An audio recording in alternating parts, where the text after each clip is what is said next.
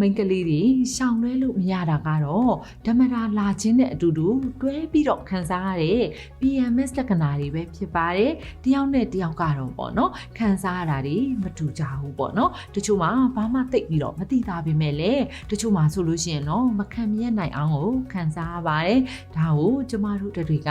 ရှောင်လွဲဖို့မကြိုးစားဘဲနဲ့လက်ခံပြီးတော့ပေါ့နော်ရှားအောင်ကိုရင်ဆိုင်ဖြတ်တန်းကြပါမယ်ဘာလို့လဲဆိုတော့ကြတော့ဒီပြဿနာကတစ်ချိန်နဲ့ချိန်နဲ့ပြီးသွားမဲ့ကိစ္စမဟုတ်ပါဘူးလစဉ်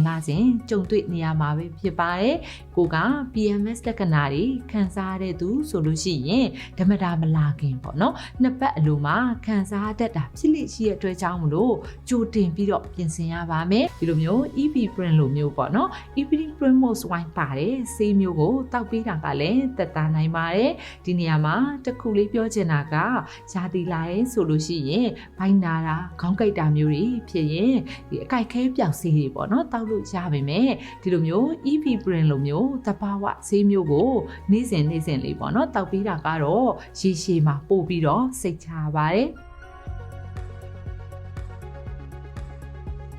Epiprine